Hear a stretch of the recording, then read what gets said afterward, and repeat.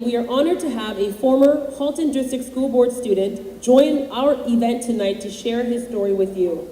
Please join me in welcoming Logan.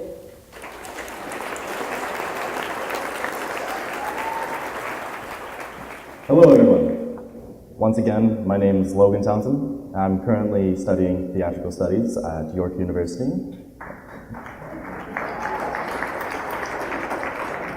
And I have to just say, it's an amazing experience. I would like to just start off with a background of myself, then get into my education background and how it's gotten me to where I am, and finish off with how people like you can help the next generation with their success in education. So let's get down to business, shall we? I was born in Hamilton and was raised by my mother and father for a couple of years until my grandmother started to realize some strange patterns in my mother's behavior.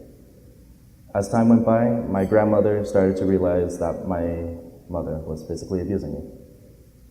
Right when my grandmother saw this patterning, she went straight to Children's Aid for help. Though there was some hiccups here and there with Children's Aid, I did end up with my grandmother and my step-grandfather as one of their new children when I was 5. It was at this time that my brain started to fully comprehend what was happening earlier in my life, and I began behaving in strange ways, where at first people thought it was because of my missing of my mother, though it was actually because of what my mother had done to me that I was reacting like this. I was diagnosed at this young age with post-traumatic stress disorder, high anxiety levels, depression symptoms, and short-term memory loss. How could I forget that? These are all still apparent in my life, and every day I battle with these symptoms. Though I don't walk around with my head down, mostly because my acting instructor would smack me on the head and tell me that nobody would be able to see me in the back row. Next up is my educational background, which is probably one of the few reasons why I'm up here, even. My education started when I was 6 years old at West Oak Public School, where for half the year I was in a normal classroom with normal kids that really didn't last long before I was put into a more suitable environment, and this environment was called the Behavioral Resource Class, also known to few as the BRC. I had to switch schools for this program, so halfway through the year I transferred over to Gladys Spears. This was a program that helped a few students with mental and behavioral disabilities. In this class, my 3 teachers would teach me the essential curriculum in a way that could be easily understood and done at my pace. Then the BRC was transferred to Captain Robert Wilson. So naturally, I then went with them. From grade 2 to 5, I stayed with the BRC, slowly learning how to cope with my feelings and be able to get into society as a normal person. At the end of grade 5, I was able to be in a normal classroom and learn like one of the average kids. But being in a behavioral class made me an outcast for many people. They saw me as a guy who had anger issues and would hurt you if I got upset. They no longer saw me for who I was. They just saw me as a time bomb just waiting to blow up. So once I was out of the safety of the BRC, I was bullied nonstop for 2 years. I truly felt like I didn't have anyone to turn to, so I didn't turn to anyone. It wasn't until I got into a fight in grade 8 with a boy that had been bullying me for those 2 years that I realized that I did have people that were lurking after me. The teachers in my school that knew me, or even the teachers that I didn't even think knew me, were there for me. They had my back ever since I left the BRC. And I'm glad that they were so great. Though, to my knowledge now, I believe that the BRC has been abolished, and it's a very sad thought, because it helped me so much, and now it won't be able to help students like me in the same way. But after elementary school, I went to high school at Abbey Park, through optional attendance.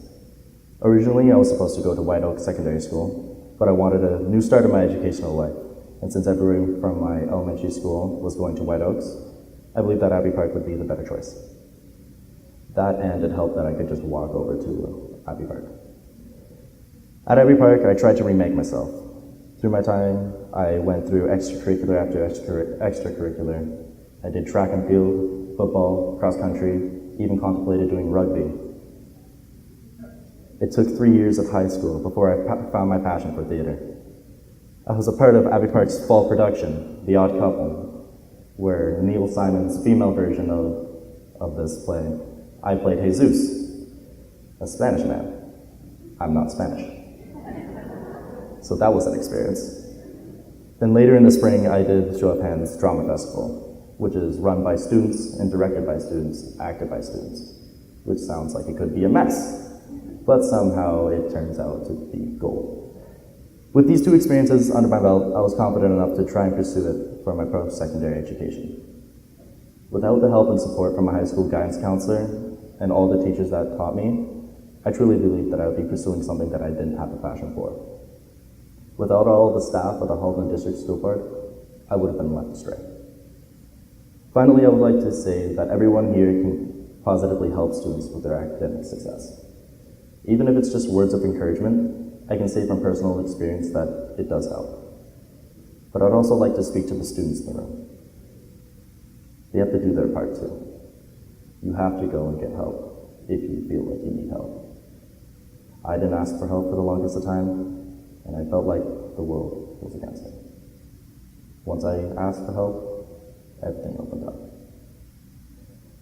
I don't want anyone to feel how I ever felt. And I guess that's why I've always had the dream of becoming a teacher.